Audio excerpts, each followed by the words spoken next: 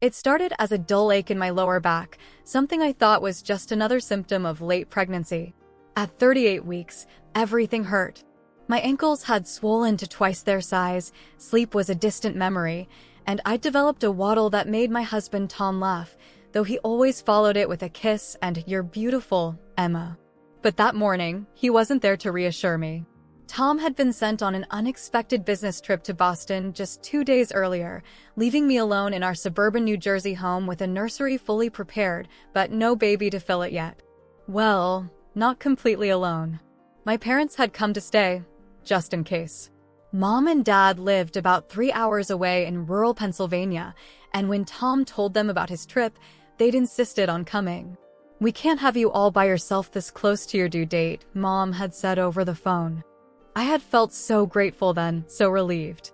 Their presence had calmed my anxiety about going into labor while Tom was away. That morning, I woke up feeling off. Different. The baby had been quieter than usual, and the backache that had been my constant companion for weeks felt sharper somehow.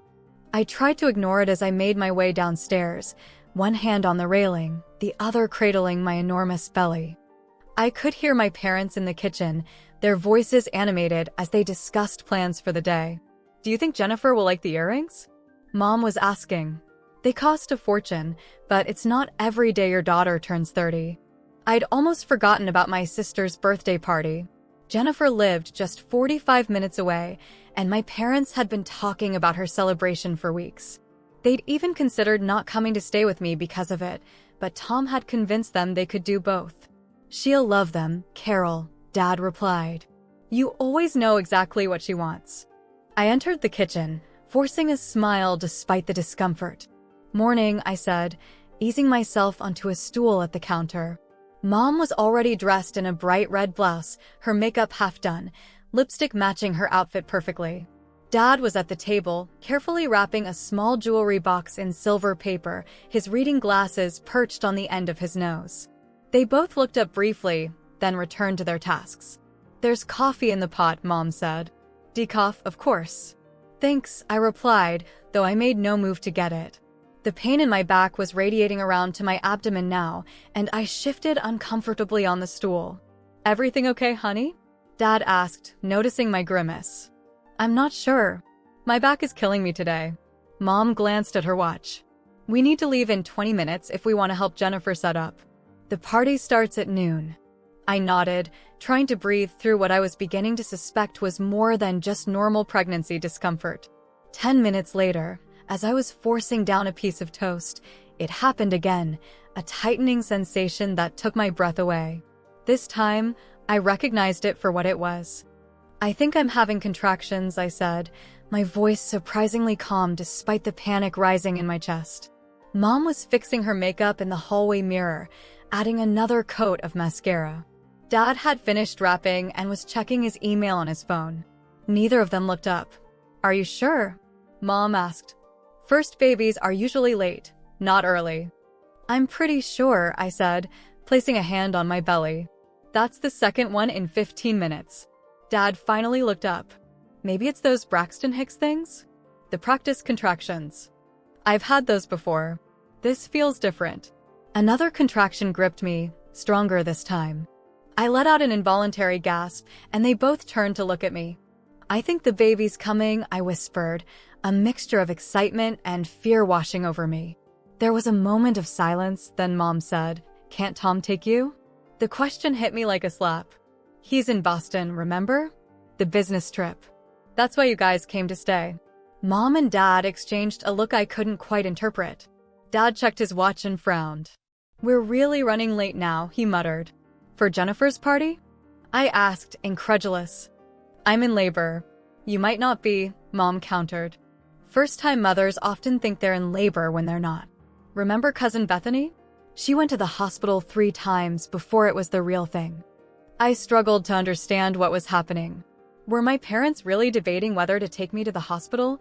Even if it's a false alarm, shouldn't we check? The doctor said, "What about Mrs. Rodriguez next door?" Mom interrupted. "She's retired, isn't she? Maybe she could drive you to get checked out, and if it's the real thing, we can meet you there after the party." "Marta," I corrected automatically. Her name is Marta. I couldn't believe what I was hearing. My parents were choosing my sister's birthday party over what could be the birth of their grandchild. Another contraction hit, this one making me double over. I clutched the counter, breathing hard. Please, I gasped once it had passed. I need to go to the hospital. Mom sighed, looking genuinely conflicted for the first time. Emma, we've been planning this for months. Jennifer will be so disappointed if we're not there. I think she'd understand, I said, tears welling in my eyes. Dad shook his head. We can't miss this, Carol. We promised. Maybe you can ask the neighbor to drive you, Mom suggested again. We can't miss this. Their words didn't register at first. I stood frozen, my breath shallow. Then came another contraction, stronger, longer. Tears spilled down my cheeks now. My parents brushed past me, keys in hand. Mom touched my arm briefly. Call us if it's the real thing, okay? We won't have our phones on during the party, but we'll check afterward. And then they were gone, the sound of their laughter floating back to me as they walked to their car, discussing whether they'd make it in time to help Jennifer arrange the appetizers. The front door closed with a decisive click, and I was alone, clutching my belly, feeling something inside me break that had nothing to do with childbirth. I wasn't sure what hurt more, the contractions growing increasingly intense, or the realization that I had just been abandoned by the people who were supposed to protect me in one of the most vulnerable moments of my life. With shaking hands, I dialed Marta's number. I didn't know what else to do. Tom was unreachable. His flight had probably just landed in Boston, and he'd be in meetings all day. The contractions were coming faster now, about 7 minutes apart. I leaned against the kitchen counter, trying to remember how to breathe through the pain like they'd taught us in those birthing classes. Marta Rodriguez lived in the brick house next to ours. She was a retired high school Spanish teacher, a widow who'd moved from Puerto Rico decades ago. She often brought over homemade empanadas and flan, claiming I was too skinny even with my pregnancy belly. You need to feed that baby properly, she'd say, her accent still strong after all these years in New Jersey. We weren't close friends exactly, but she'd been kinder to me than many people I'd known my whole life. She answered on the first ring. Hello? Marta, I gasped, fighting back tears. It's Emma. From next door. I think I'm in labor, and I need. Another contraction hit, cutting off my words. Emma? Are you alone? Where is your husband?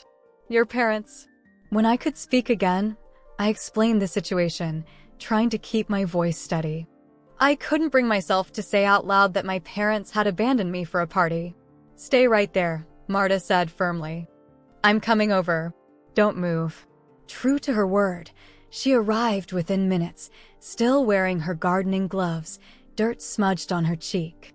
She must have been working in her beloved flower beds when I called. Her gray hair was pulled back in a messy bun, and she wore a faded t-shirt with "World's Best Teacher" printed across the front. Sweetheart, are you okay? She asked, eyes wide as she helped me to my feet. Her hands were strong and warm against my clammy skin. I don't even have a hospital bag packed, I confessed, suddenly remembering all the advice from baby books and websites.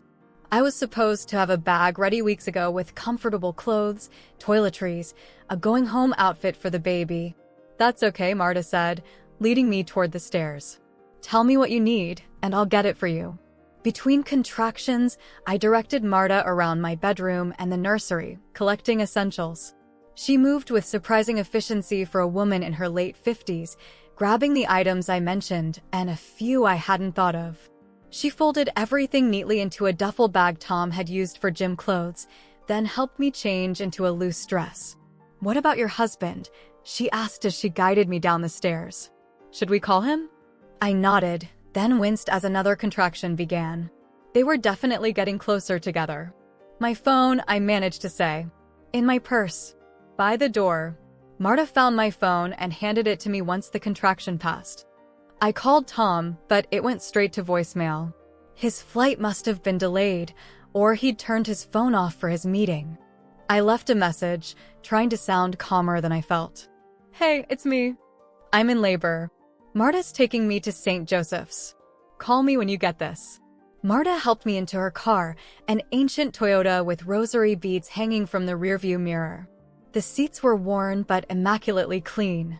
She'd even spread a towel over the passenger seat, though I was too distracted to ask why at the time. Later I'd realize it was in case my water broke. The drive was bumpy, and every red light felt like a curse. I cried silently in the passenger seat, clutching the seatbelt strap with white knuckles every time a contraction hit. They were coming every 5 minutes now. Try to breathe through them, Marta instructed, demonstrating a slow inhale and exhale. Like this. I tried to follow her example, but panic was making it difficult. What if something went wrong? What if I had the baby in Marta's car? What if Tom didn't make it back in time? And beneath all these fears was a deeper, more painful thought. What kind of parents choose a birthday party over their daughter in labor? They've never really been there for me, I said suddenly, the words escaping before I could stop them. Marta glanced at me, her dark eyes full of understanding. Your parents? I nodded, wiping tears from my cheeks. When I was 12, I broke my arm falling off my bike. They were at one of Jennifer's soccer tournaments. My neighbor had to take me to the ER. Jennifer is your sister? The golden child, I said bitterly, then immediately felt guilty. It's not her fault. She's always been more what they wanted. Jennifer was outgoing, athletic, confident, everything I wasn't. She'd breezed through school with a string of boyfriends and trophies, while I'd struggled with shyness and spent my weekends reading books alone in my room. My parents came to the hospital eventually, I continued, but only after Jennifer's game was over. They were annoyed about missing the team dinner. Marta reached over and squeezed my hand. Some people don't know how to be parents, she said simply. It doesn't mean you deserved any less. Her words unleashed something in me, decades of feeling second best, of making excuses for people who should have put me first. I sobbed openly now, the emotional pain temporarily overshadowing the physical. A particularly strong contraction interrupted my crying. I gasped, clutching my belly. Something's different, I said when I could speak again. I feel pressure. Marta's expression turned serious. She pressed harder on the gas pedal, expertly weaving through traffic. We're almost there, Emma. Hold on. St. Joseph's Hospital came into view, a sprawling brick building with a blue emergency room sign glowing in the late morning sun. Marta pulled up directly to the entrance, ignoring the no parking signs. I'll get a wheelchair, she said, helping me out of the car. Don't move. While she was gone, another contraction hit. I leaned against the car, moaning through it, drawing startled looks from an elderly couple walking past. The pressure was intense now, making me wonder if the baby was already trying to come out. Marta returned with a wheelchair and a young nurse in blue scrubs. Together they helped me sit down, and the nurse immediately began asking questions. How far apart are your contractions? Maybe 4 minutes?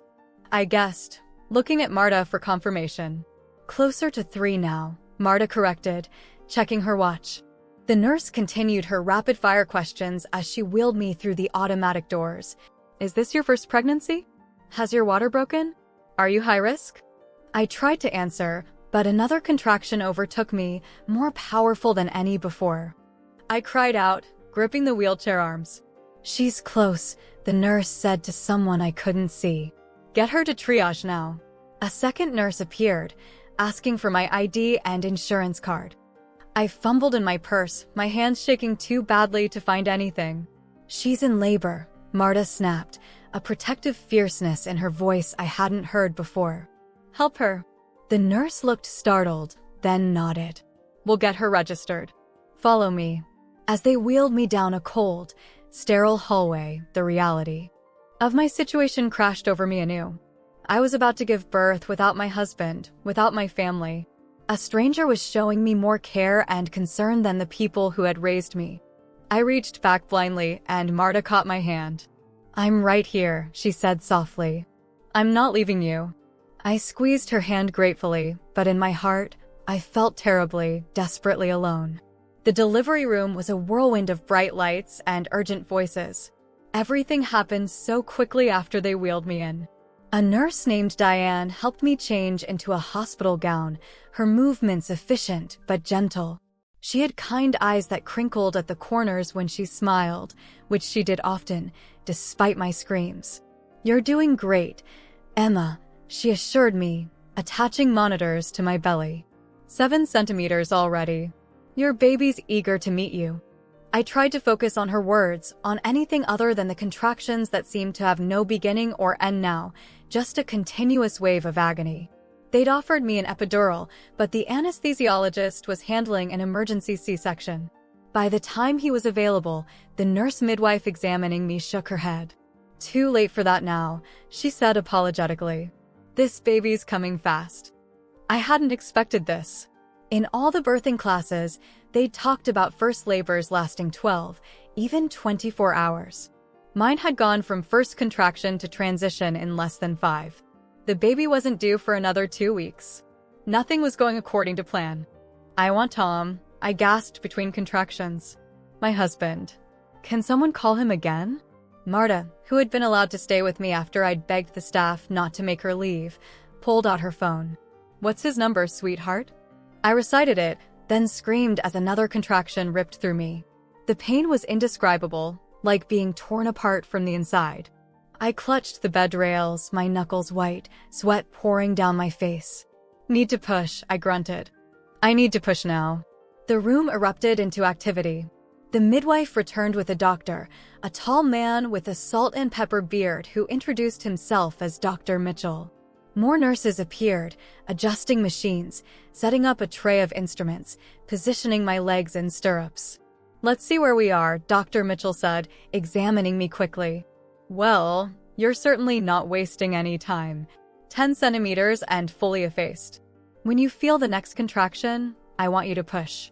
Marta moved to stand by my head, holding my hand and wiping my forehead with a cool cloth. "No answer from Tom," she said softly. "I left a message."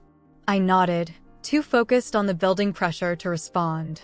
The contraction came, and I pushed with all my strength, a primal sound escaping my throat that I didn't recognize as my own. "Good, Emma," Dr. Mitchell encouraged. "I can see the head. Give me another push like that." I bore down again, the sensation of splitting open making me cry out. Through the haze of pain, I heard a monitor beeping differently than before. Heart rates dropping, a nurse said, her tone shifting from calm to concerned. Dr. Mitchell's expression changed subtly. "Let's get some oxygen for Mom," he ordered. A mask was placed over my face, the cool flow of oxygen a momentary relief from the heat of exertion. I pushed again when instructed, desperate to end this ordeal, to hold my baby.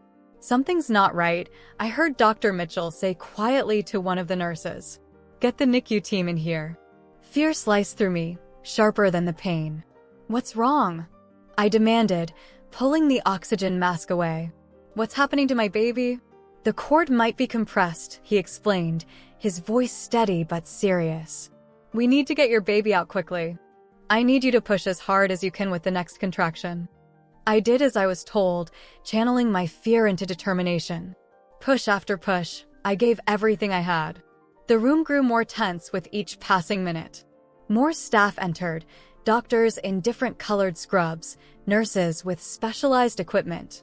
"Heart rate still falling," someone announced. The beeping from the monitor seemed slower, fainter. "Emma," Dr. Mitchell said firmly, looking directly into my eyes. "We need to perform an emergency C-section. Your baby's in distress." "Whatever you need to do," I gasped. "Just save my baby." Everything after that became a blur, being rushed down hallways on a gurney, bright lights overhead, voices calling out medical terms I didn't understand. Marta had to stay behind, her worried face the last thing I saw before entering the operating room. The surgical team worked with practiced efficiency. A blue drape was raised across my chest, blocking my view of my abdomen. An anesthesiologist with gentle hands and a Russian accent introduced himself as Dr. Petrov. "We're going to put you under general anesthesia," he explained, preparing a syringe. "Count backward from 10 for me. 10, 9, 8. The world faded to black before I reached 7. When I woke up, I was in a different room. Recovery, I assumed, though my mind was foggy from the anesthesia. My body felt hollow, no longer stretched tight with pregnancy. My hand automatically moved to my stomach, finding it softer, smaller, but still swollen. Bandages covered what I knew must be an incision. My first coherent thought was of my baby. I tried to speak, but my throat was dry, my voice barely a whisper. My baby, I managed to croak. Where's my baby? A nurse I hadn't seen before approached the bed. She had short blonde hair and tired eyes. She adjusted my fore without meeting my gaze. The doctor will be in to speak with you soon, she said, her voice carefully neutral. Something cold settled in my chest. Please, I begged. Just tell me if it's a boy or a girl. The nurse hesitated, then softly said, a boy. 7 pounds, 2 ounces. A son. I had a son. A strange mixture of joy and fear washed over me. Is he okay? Why isn't he here with me? The nurse pressed her lips together. The doctor will explain everything, she repeated, then left the room before I could ask more questions. I lay there, staring at the ceiling, trying to make sense of what was happening. Why wouldn't they bring me my baby? Where was Tom? My parents? Marta? How long had I been unconscious? Time passed, minutes or hours, I couldn't tell. The door opened and Dr. Mitchell entered, accompanied by a woman in a white coat I hadn't seen before. Emma, Dr. Mitchell said, pulling a chair close to my bed. This is Dr. Rivera from neonatology. Dr. Rivera had dark hair pulled back in a tight bun and eyes that looked like they'd seen too much sadness. She sat in the second chair, her clipboard clutched tightly in her hands. How are you feeling? Dr. Mitchell asked. Where's my son? I demanded, struggling to sit up despite the pain from my incision. The doctors exchanged a look that made my blood run cold. Emma, Dr. Rivera began, her voice gentle but steady. Your son experienced severe oxygen deprivation during delivery. The umbilical cord was wrapped around his neck, and his heart rate dropped dramatically. I shook my head, not wanting to hear what came next. But you fixed it, right? You got him out in time. Dr. Mitchell reached for my hand. I pulled away. We did everything we could, he said softly. The NICU team worked on him for 45 minutes, but... I'm so sorry, Emma. Your son didn't make it. The words hung in the air, impossible, unacceptable. No, I whispered. Then louder. Eno, you're wrong. Check again. He can't be. I'm sorry, Dr. Rivera said, and I could see tears in her eyes now. We exhausted every possible intervention. The oxygen deprivation was too severe. My arms instinctively reached for my baby, my son who I would never hold, never feed, never watch grow up. But he wasn't there. He would never be there. The emptiness was physical, a gaping wound where my heart should be. I want to see him, I said, my voice breaking. Please, I need to see my baby. Dr. Rivera nodded. Of course. We can arrange that whenever you're ready. Now, I insisted. I want to see him now. They left to make arrangements, and I was alone with the unbearable knowledge. My son was dead. The child I had carried for nearly 9 months, the little person whose kicks and hiccups had become the rhythm of my days, was gone before I ever got to meet him. I thought of the nursery at home, painted a soft green with a Noah's Ark theme. The crib Tom had assembled, cursing at the confusing instructions, but beaming with pride when he finished. The tiny clothes folded in drawers, the books we planned to read at bedtime, the dreams we had built around a future that would never come. A nurse I hadn't seen before entered, carrying a small bundle wrapped in a blue blanket. Her face was solemn as she approached the bed. Would you like to hold your son? She asked softly. I nodded, unable to speak past the lump in my throat. She placed him gently in my arms, adjusting my position to support his head, a habit of her profession, though unnecessary now. He was beautiful. Perfect. His little face peaceful, as if he were merely sleeping. Dark hair like Tom's. A nose that reminded me of my grandfather. Tiny fingers curled slightly, each nail a perfect miniature. I counted them, 10 fingers, 10 toes. Everything as it should be, except for the stillness. The absence of breath, of movement, of life. Hello, sweet boy, I whispered, tears streaming down my face. I'm your mama. I love you so much. I don't know how long I held him, memorizing every detail of his face, his hands, the weight of him in my arms. Time seemed to stop in that room, the world outside ceasing to exist. Eventually, Dr. Rivera returned with a social worker who explained what would happen next. They would take photographs for me to keep. They could make clay impressions of his hands and feet. They asked if I had a name for him. James, I said without hesitation. James Thomas Morgan. Tom and I had decided on it months ago. James for my grandfather, Thomas for his father. They asked about funeral arrangements, but I couldn't think about that yet. It was too much, too soon. The social worker assured me there was no rush, that I could take all the time I needed to decide. When they finally took James away, I felt like my soul was being torn from my body. The social worker stayed, speaking in soft tones about grief and support groups, but her words washed over me without meaning. My world had shattered in a single, unbearable moment. My baby was gone. The hospital released me 3 days later. My physical recovery was progressing well, according to Dr. Mitchell, though the words seemed meaningless. What did it matter if my incision was healing when the rest of me was broken beyond repair? Tom had arrived from Boston the night of the delivery, bursting into my hospital room with panic in his eyes, only to find me cradling the memory box the nurses had made, a small white container with James's footprints, a lock of his dark hair, and the blue cap he had briefly worn. I will never forget the sound Tom made when I told him. Not quite a cry, not quite a scream, something primal that seemed to come from a place deeper than his lungs. He collapsed beside my bed, his head in my lap, shoulders heaving with silent sobs.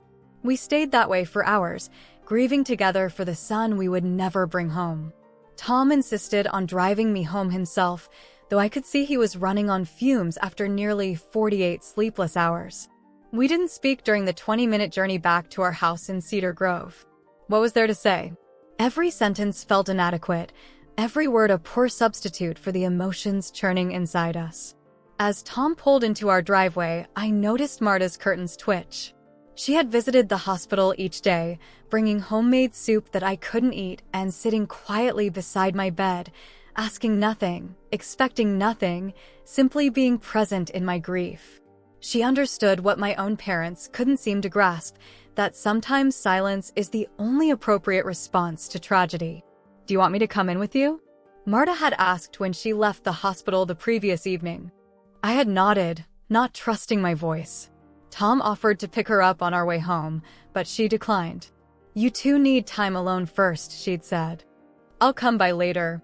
Our house looked exactly as I had left it 4 days earlier, mail stacked on the hall table, breakfast dishes Tom hadn't had time to wash before rushing to the airport still in the sink, my prenatal vitamins on the counter.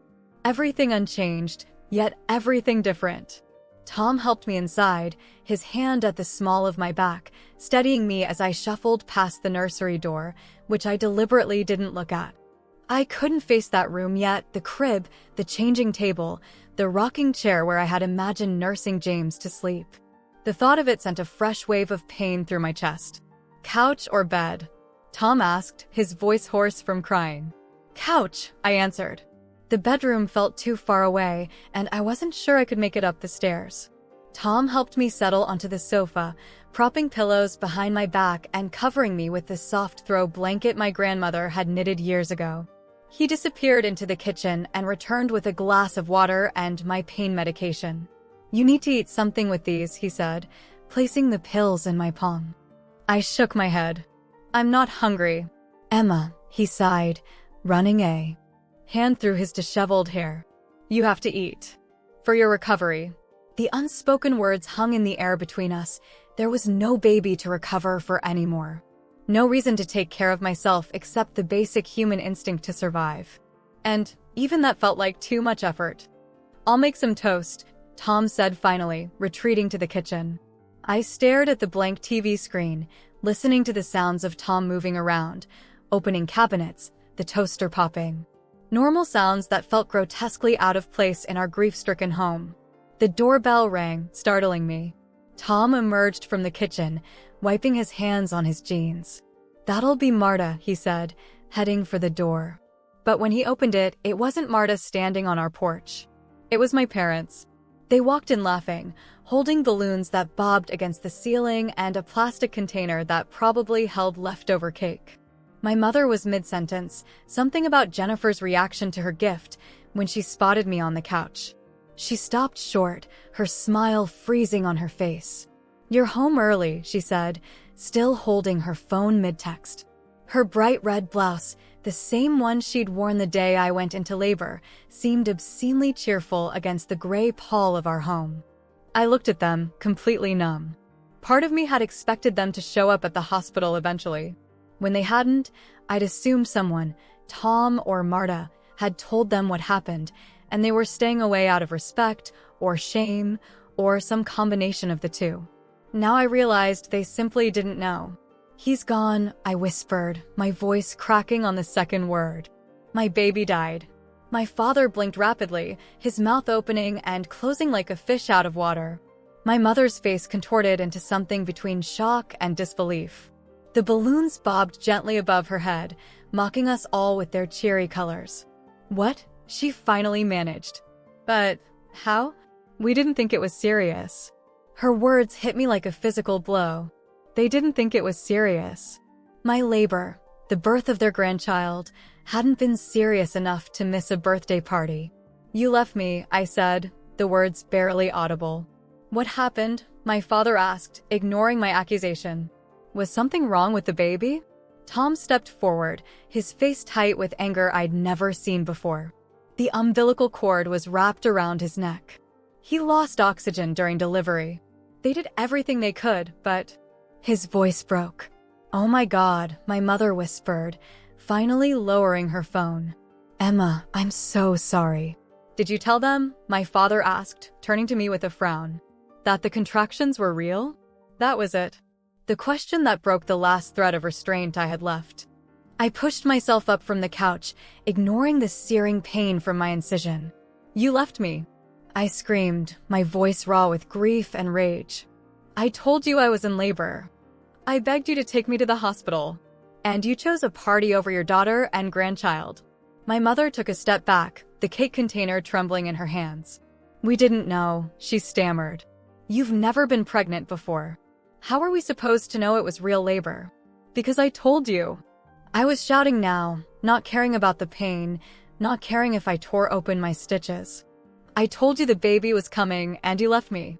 Tom moved to my side, his arm around my waist, supporting me physically as I swayed on my feet. "I think you should go," he said to my parents, his voice cold. "But," my father began. "Go!" I screamed again, the force of it sending a ripple of pain across my abdomen. "Get out of my house." They backed toward the door, my mother's face pale beneath her carefully applied makeup. "We didn't mean for this to happen," she said, tears welling in her eyes. "We'll call you later, when you're calmer." The door closed behind them with a soft click. The house fell into silence again, this time thick with something that would never be undone. The damage was irreparable, not just their abandonment of me in labor, but their reaction now. No real apology. No acknowledgement of what they had done. Just excuses and deflection. I collapsed back onto the couch, violent sobs racking my body. Tom held me, his own tears falling into my hair. We clung to each other, two people drowning in grief, with no idea how to reach the surface. Later that evening, after Tom had coaxed me into eating half a piece of toast and taking my medication, Marta arrived with a casserole and quiet sympathy. She sat beside me on the couch, taking my hand in her weathered one. "Your parents came by my house," she said softly. "They wanted to know what happened at the hospital." I closed my eyes, too exhausted for more anger. "What did you tell them?" "The truth," she replied simply. "That I took you to the hospital because they left you alone. That your beautiful son James had the cord around his neck. That the doctors did everything they could." I nodded, grateful that she had used his name. James. My son had a name, had existed, had mattered, even if only for the briefest time. "They asked if they could come back tomorrow," Marta continued. "I told them they should wait until you call them." "Thank you," I whispered. The three of us sat in silence as darkness fell outside, no one turning on the lights. In that moment, Marta felt more like family than my own parents ever had. She had been there when it mattered most. The woman next door, practically a stranger, had shown me more love and support than the people who should have protected me from the beginning. The silence in the house was deafening, filled with the absence of newborn cries, of cooing and laughter, and all the sounds that should have been filling our home. It was a silence that screamed of loss, of emptiness, of futures that would never come to pass. And beneath it all, the steady drumbeat of betrayal that I knew would never fully fade away. I didn't answer their calls. Every time my phone lit up with "Mom" or "Dad," I let it ring until voicemail picked up. I didn't listen to the messages they left. I couldn't bear to hear their excuses, their pleas for understanding, their attempts to explain away what they had done. The first few days after coming home from the hospital passed in a haze of grief and medication. Tom took a leave of absence from work, fielding calls from well-meaning friends and colleagues, accepting casseroles and sympathy cards from neighbors who had heard the news through the local grapevine. Dr. Mitchell had warned us about the physical aspects of my recovery, the pain from the incision, the hormonal crash, the milk that would come in despite having no baby to feed. But nothing prepared me for the visceral agony of my body continuing to function as if James had lived.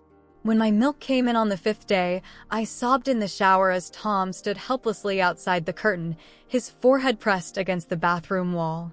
"What can I do?" he asked, his voice breaking. There was nothing he could do. Nothing anyone could do.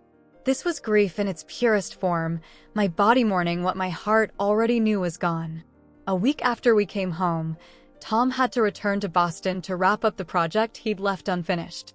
"I'll cancel it," he offered, sitting on the edge of our bed where I had spent most of the past week. "They'll understand." "No," I said, surprising myself with the firmness in my voice. "Go. It's only 2 days. I'll be fine." We both knew it was a lie. I wasn't fine. I wasn't sure I would ever be fine again.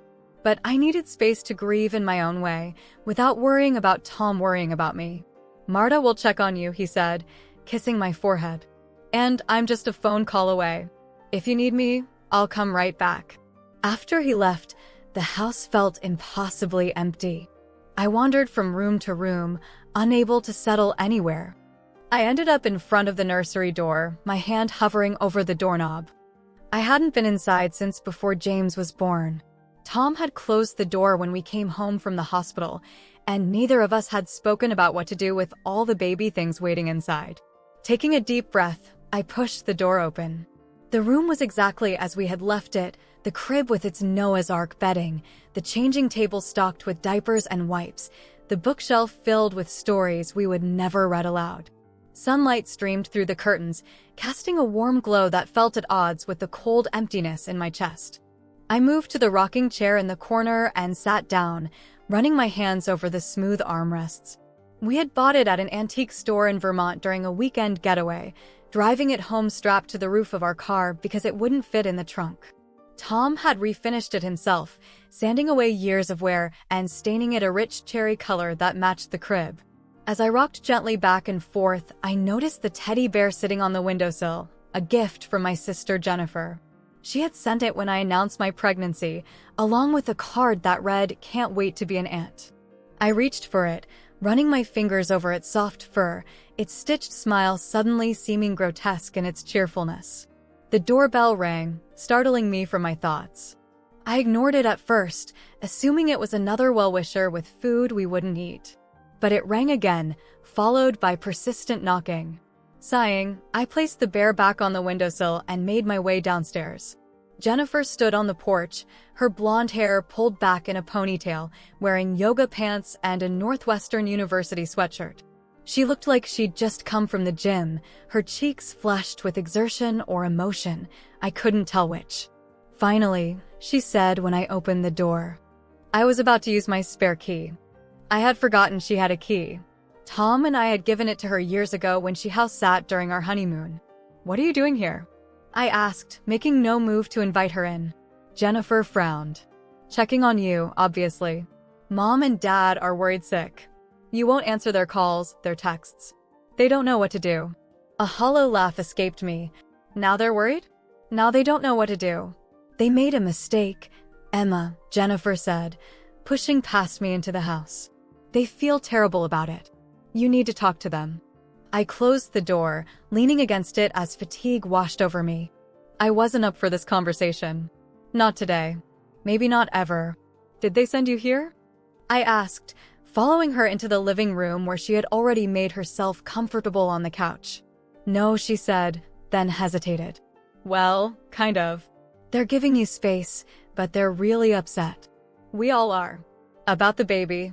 His name was James, I said quietly, sitting in the armchair across from her. Jennifer nodded. James. I'm so sorry, Emma. It's awful. What happened? What happened, I repeated, a bitter taste filling my mouth. You mean how our parents abandoned me when I was in labor? How they chose your birthday party over taking me to the hospital? She winced. They didn't realize it was real labor. Mom said you'd been having those practice contractions for weeks. Braxton Hicks, I corrected automatically. And no, I told them it was different. I told them the baby was coming. They just didn't care. Jennifer leaned forward, her expression earnest. That's not fair. Of course they cared. They love you. They loved the baby. They just made a bad judgment call. A bad judgment call, I echoed. Is that what we're calling it? A bad judgment call that resulted in my son dying. Jennifer's eyes widened. Wait, what? You can't possibly be blaming them for that. The cord was around his neck. That could have happened no matter when you got to the hospital. It had nothing to do with Mom and Dad. I closed my eyes, suddenly too tired to argue. Jennifer had always defended our parents, always made excuses for the way they orbited around her while leaving me in the shadows. She couldn't see it, or wouldn't see it, because it had always worked in her favor. You don't get it, I said finally. It's not just about whether James would have survived if I'd gotten to the hospital sooner. It's about them not being there when I needed them most. It's about them choosing a party. It wasn't just a party, Jennifer interrupted, her tone defensive.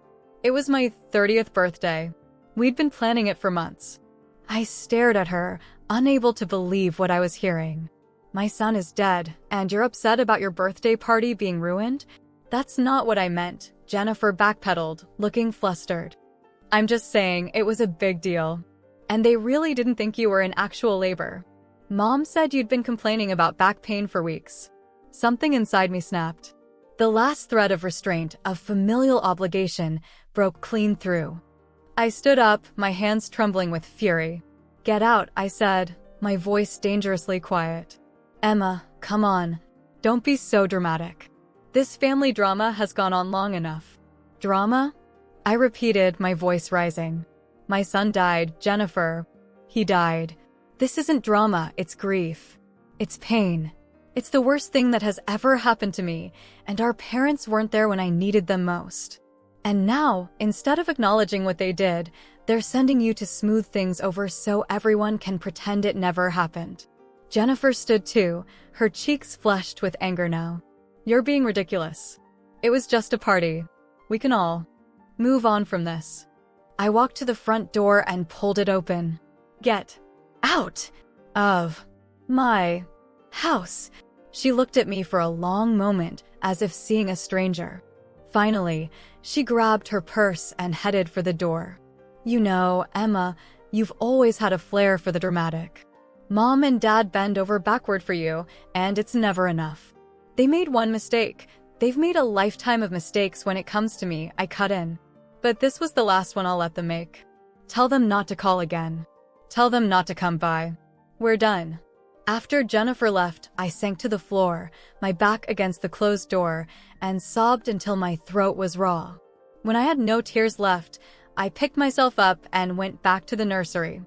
I stood in the center of the room, looking at all the hopes and dreams we had built, all the love we had poured into preparing for James's arrival. That's when I found the ultrasound picture we had taken at 20 weeks.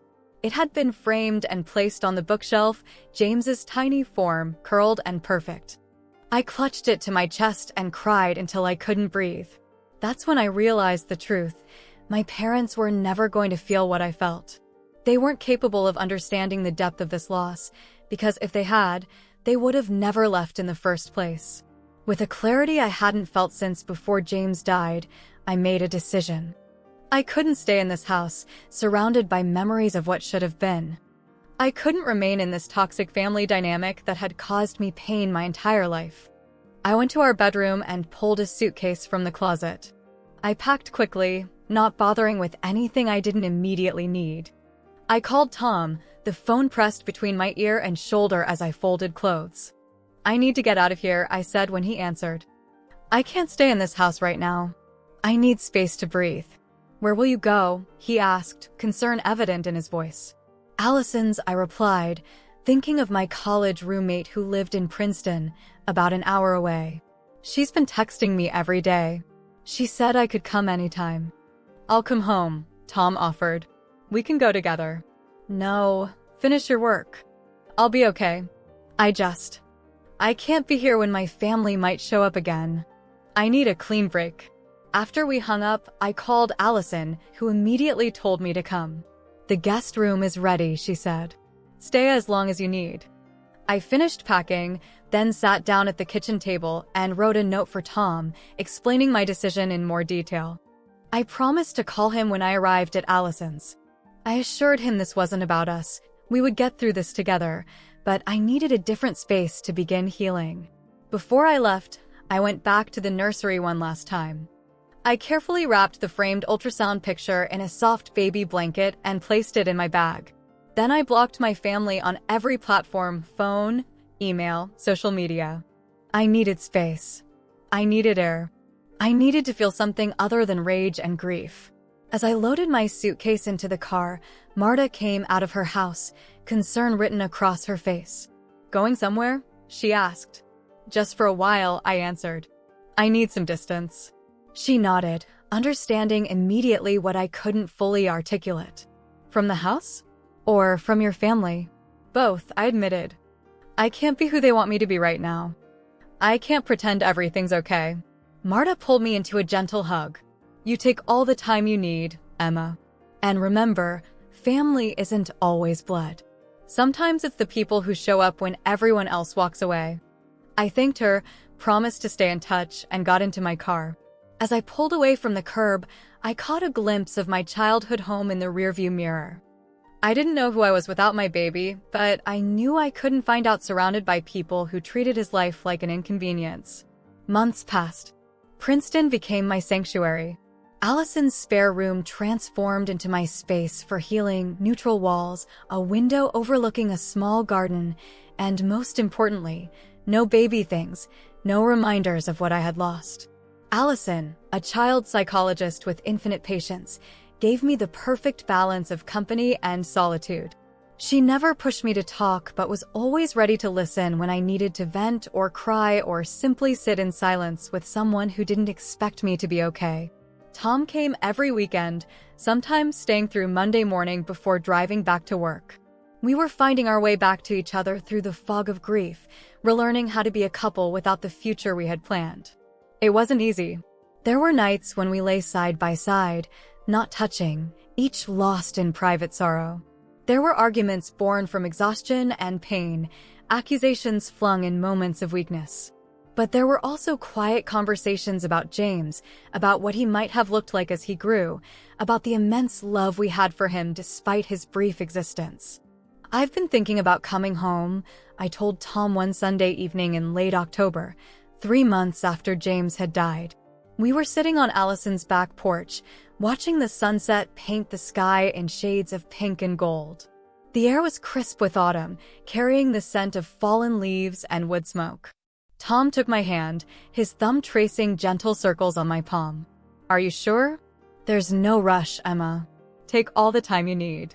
I nodded. "I'm not saying I'm ready for everything, but I miss our home. I miss you." "The nursery," Tom said quietly. "I've been wondering what you want to do about it."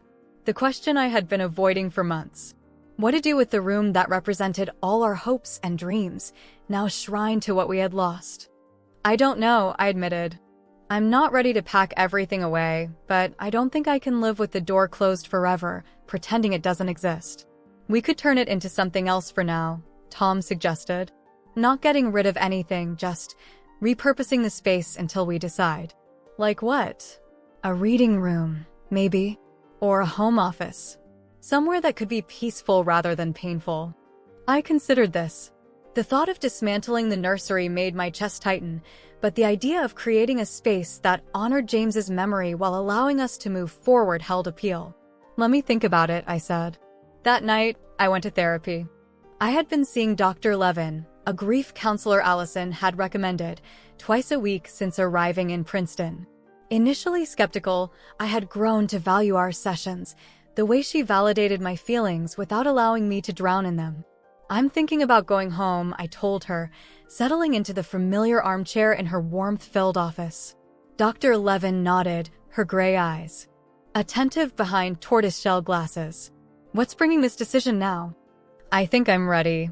Not to move on, I don't think I'll ever move on from losing James, but to move forward, to figure out what life looks like now." "And your parents?" she asked carefully. "Have you thought about whether reconnecting with them will be part of moving forward?" My parents. In all the months of therapy, all the hours spent untangling the knot of grief and anger inside me, I had said little about them. Not because Dr. Levin hadn't asked, but because the wound was still too raw, too complex to examine. "They've been reaching out," I admitted. "Letters, mostly. My mom left a voicemail last week." She sounded different, subdued. "And how did that make you feel?" I twisted my wedding ring, a nervous habit I'd developed since James died. Confused. Angry still, but also, I don't know. Tired of being angry, maybe. "Anger takes a lot of energy," Dr. Levin observed. "What do your parents say in their letters?" "Apologies, mostly. That they didn't know. That they were confused. That they never meant for any of this to happen." I sighed. But their words ring hollow. They can't undo what they did. They chose a celebration over their daughter's emergency. Dr. Levin sat quietly for a moment, allowing my words to settle. "Emma, I've noticed something in our sessions. When you talk about James, there's intense grief, but also love. When you talk about Tom, there's connection and hope. But when you talk about your parents, there's only anger. Nothing else seems to exist in that relationship anymore." "Because they don't deserve anything else," I said defensively. "This isn't about what they deserve," she countered gently. "It's about what you need. Carrying all this anger isn't helping you heal. So I should forgive them? Just like that?" Forgiveness isn't something you do for someone else. It's something you do for yourself. And it doesn't mean what they did was okay. It means you're choosing not to let it control your life anymore. I sat with her words, turning them over in my mind like stones in a river. Was I ready to forgive my parents? Could I ever truly move past what they had done? The following weekend, I joined a support group for mothers who had lost their children. I had been resistant to the idea, unsure if sharing my pain with strangers would help or hurt. But sitting in that circle of women, each carrying their own unimaginable loss, I found a community that understood my grief in ways even Tom couldn't. There was Maria, whose daughter had been stillborn at full term. Sonia, whose son had died of SIDS at 3 months old. Becca, whose twins had been born at 24 weeks, too early to survive. We shared our stories, our anger, our guilt, our moments of unexpected joy and crushing sadness.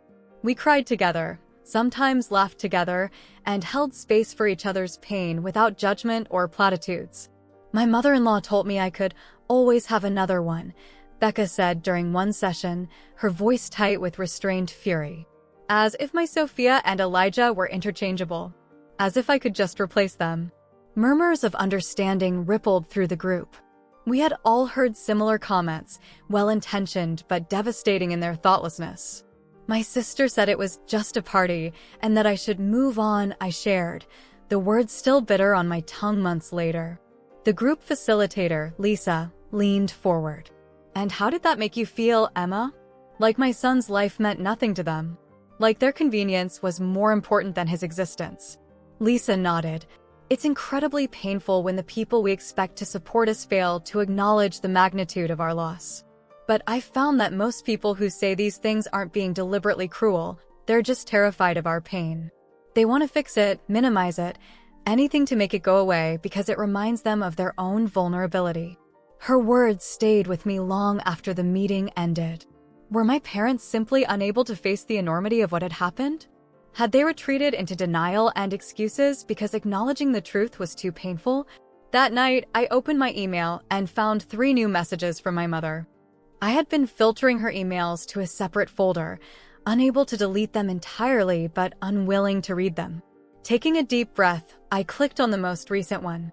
Emma, I don't know if you're reading these. I hope you are.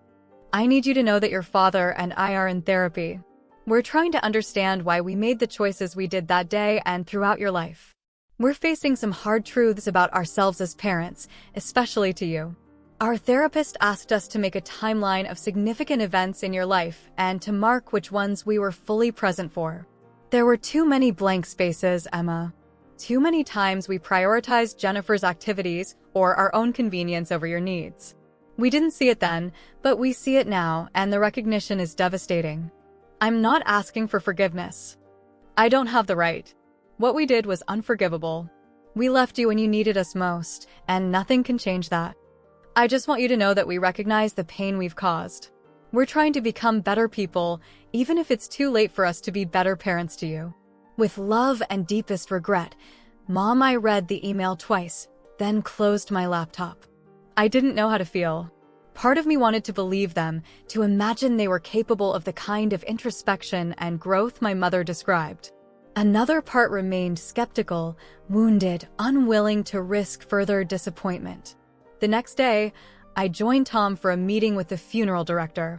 We had postponed making permanent arrangements for James, unable to face the finality of a grave or memorial. But now, with the decision to return home looming, it felt like the right time. Many parents in your situation choose a small, private ceremony, the funeral director explained, his voice gentle.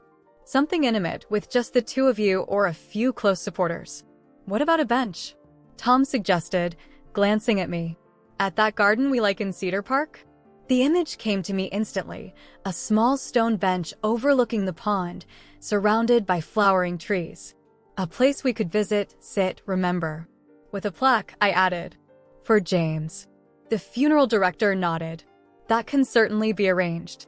We would need to get permission from the park administration, but I have contacts there. We spent the next hour discussing details, the wording for the plaque, the type of stone, the location within the park. It was painful, but also healing, this act of creating a tangible memorial for our son. It felt like the first step toward integrating his loss into our lives rather than being consumed by it. As we left the funeral home, Tom squeezed my hand.